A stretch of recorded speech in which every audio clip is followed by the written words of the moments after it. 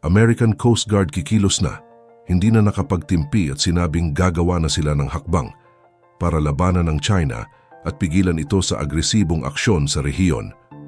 Maiksi, subalit matapang na sinabi ng Estados Unidos na hindi na sila magbubulag-bulagan sa ginagawang aksyon ng China sa Pilipinas.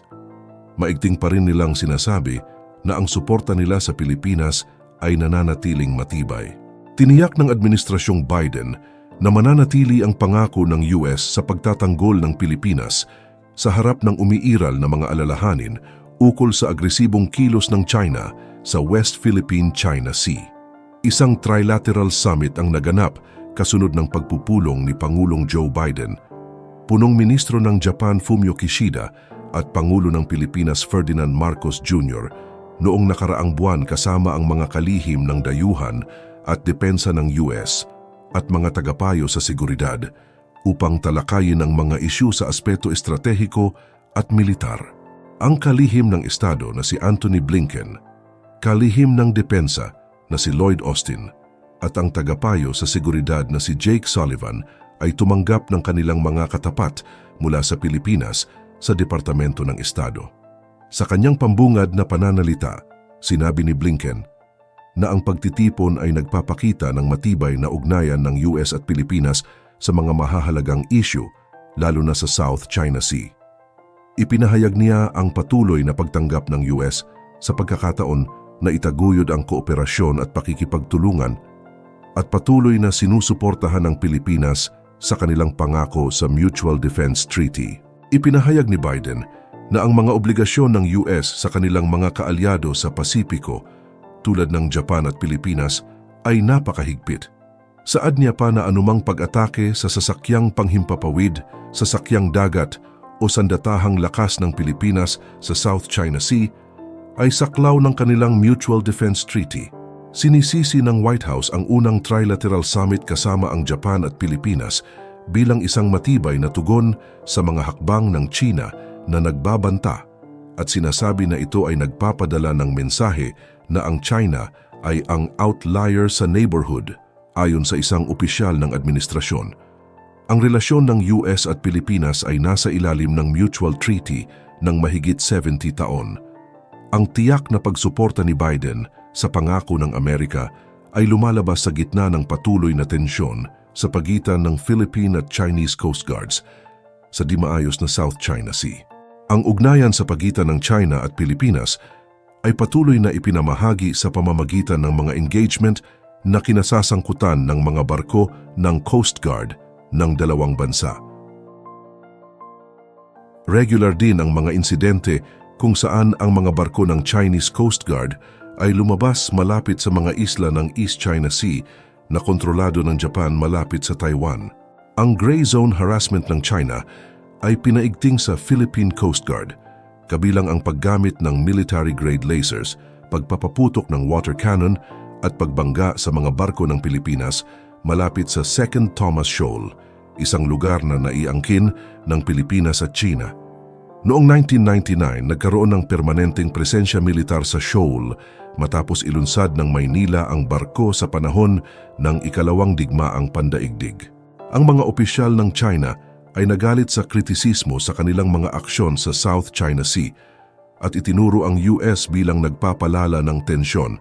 Ayon kay spokeswoman Mao Ning ng Chinese Foreign Ministry, hindi kini-question ng China ang kanilang soberanya sa Second Thomas Shoal at iba pang bahagi ng South at East China Seas at sinasabing ang kanilang mga hakbang ay legal at walang depektado. Si Biden, isang miyembro ng Democratic Party, ay nakatutok sa pagpapalakas ng relasyon sa Pilipinas mula nang maupo si Marcos bilang Pangulo noong Hunyo 2022. Ang ugnayan ay sumailalim sa iba't ibang aspeto ng tagumpay at pagsubok habang nasa pwesto si Marcos. Ang pagtugon sa digmaan kontra droga ni dating Pangulo Rodrigo Duterte ay naging isang issue dahil sa mga extrajudicial killings. Ang bansang Australia na kaaway rin ng China at kakampi ng Pilipinas ay nagpahayag na magbibigay sila ng mga tulong sa Pilipinas, kasabay ng kanilang pagsalungat sa agresibong aksyon ng China sa pinag-aagawang teritoryo. Makailang drills na rin ang pinagsamahan ng dalawang bansa na ito sa pagpasok ng taon. Noon nga lang Abril, sumang-ayon ang Australia na palakasin ang kooperasyon sa seguridad sa tulong ng Estados Unidos, Japan at Pilipinas bilang tugon sa lumalaking paninindigan ng China sa South China Sea. Ang mga layunin ng China sa naturang rehiyon ay nagdudulot ng alarma sa Australia at mga kaalyadong bansa sa Indo-Pacific, pati na rin sa Estados Unidos. Bilang bahagi ng tugon, nagkasunduan ang Australia, Estados Unidos at Japan na magpalakas ng military drills sa Pilipinas. Nagpulong ang mga opisyal ng depensa mula sa 4 na bansa sa Hawaii, kung saan ipinahayag nila ang kanilang pangako sa pagprotekta ng kalayaan sa paglalayag sa rehiyon. Nitong huling mga nakaraang buwan, inakusahan ng Pilipinas ang China ng harassment matapos ang insidente ng water cannon laban sa mga barko ng Pilipinas sa South China Sea. Kamakailan lamang, idinaos ng Australia, Estados Unidos at Japan ang kanilang joint naval exercises sa rehiyon.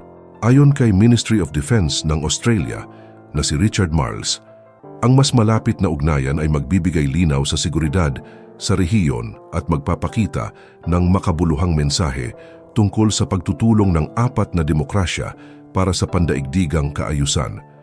Sinusuri ng mga eksperto na ang pag-angat sa kooperasyong militar sa Pilipinas ay isang hakbang upang hadlangan ang lumalaking agresyon ng China.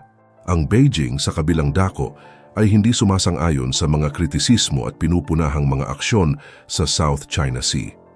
Ayon sa kanila, mayroon silang malinaw na soberanya sa Second Thomas Shoal at iba pang bahagi ng rehiyon at sinasabing ang kanilang mga hakbang ay batay sa batas at walang deperensya. Hinimok ng Beijing ang gobyerno ng Pilipinas na huwag hamunin ang desisyon ng China at tanggapin ang kanilang pag-aangkin sa South China Sea. Ang teritoryo ng China sa naturang rehiyon ay may malalimang implikasyon hindi lamang sa Australia, kundi pati na rin sa Estados Unidos at iba pang bansa sa rehiyon. Sa ibang balita naman, sa isang pahayag sa Philstar noong June 27, 2024, nanawagan ng Estados Unidos sa China sa kanilang panghaharas sa mga sasakyang pandagat ng Pilipinas at sa panghihimasok sa West Philippine Sea, ayon kay US Ambassador Mary Kay Carlson. Sa kanyang pahayag sa East-West Center's International Media Conference, sinabi ni Carlson na lumalakas ang banta sa kapayapaan sa South China Sea araw-araw. Inihayag niya na umaasa ang Estados Unidos na magsalita hindi lamang para sa kanilang mga kaalyado, kundi para rin sa sarili. Tinutukoy niya ang kahalagahan ng isang malaya at bukas na Indo-Pacific na sumusulong sa internasyonal na batas at pananaw. Humihiling ang Estados Unidos sa People's Republic of China na itigil ang panghihimasok at panggigipit sa mga sasakyang pandagat ng Pilipinas sa kanilang exclusive economic zone at igalang ang karapatan ng mga bansa sa paggamit at pangangalaga sa kanilang likas na yaman. Binibigyan diin ni Carlson na dapat lutasin ang anumang hindi pagkakaunawaan ayon sa internasyonal na batas at suportahan ang Pilipinas at iba pang alyado sa mga isyong ito.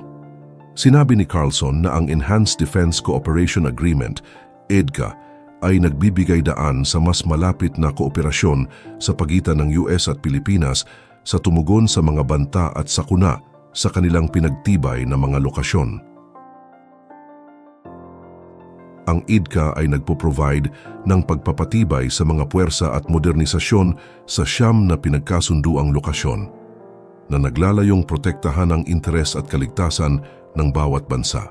Ang mga proyekto sa infrastruktura sa ilalim ng EDCA, tulad ng pagpapagana ng mga runway at pagtatayo ng mga bodega para sa pagresponde sa sakuna, ay nagbibigay hindi lamang ng seguridad, kundi pati rin ng pag-unlad sa ekonomiya at mga komunidad sa mga lokal na lugar. Sinagot naman ito ng Beijing at sinabing itigil na ng Amerika ang pagtulong sa Pilipinas bago pa mahuli ang lahat. Hinimok ng China ang Estados Unidos na itigil ang pagsuporta sa mga provocations ng Pilipinas, kasunod ng pagpahayag ni Deputy Secretary of State Kurt Campbell sa destabilizing actions ng Beijing sa South China Sea. Ang Pilipinas ay nagpadala ng mga misyon upang palakasin ang kanilang pagmamay-ari sa Second Thomas Shoal, isang hakbang na hindi kinakasangkutan ng China.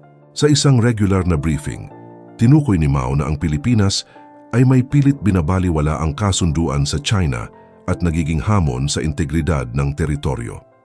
Noong June 17, may insidente ng pagkabangga ng mga barko ng Pilipinas at Chinese Coast Guard na ikinasugat ng isang mandaragat ng Pilipinas, isang pangyayari na pinalitan ng interprestasyon ng dalawang bansa. Inihayag ni Campbell ang mga pangamba sa pagitan ng US at China sa isang tawag sa telepono ninais na pahayag ni Mao Zedong, Vice-Ministro ng Panlabas ng China. Nakipag-usap naman si Jake Sullivan, tagapayo ng pambansang seguridad ng US, at si Eduardo Ano ng Pilipinas hinggil sa mga pag-aalala sa mapanganib at dumaraming aksyon ng China. Matapos ang mga usapan, pinagtibay ng Estados Unidos ang kanilang pangako sa seguridad ng Pilipinas patungkol sa mga hidwaan at pangangalaga sa South China Sea. Ang territorial claims ng China sa South China Sea, kabilang ang mga disputang teritoryo ng iba't ibang bansa, ay nagpapalala ng tensyon sa rehiyon.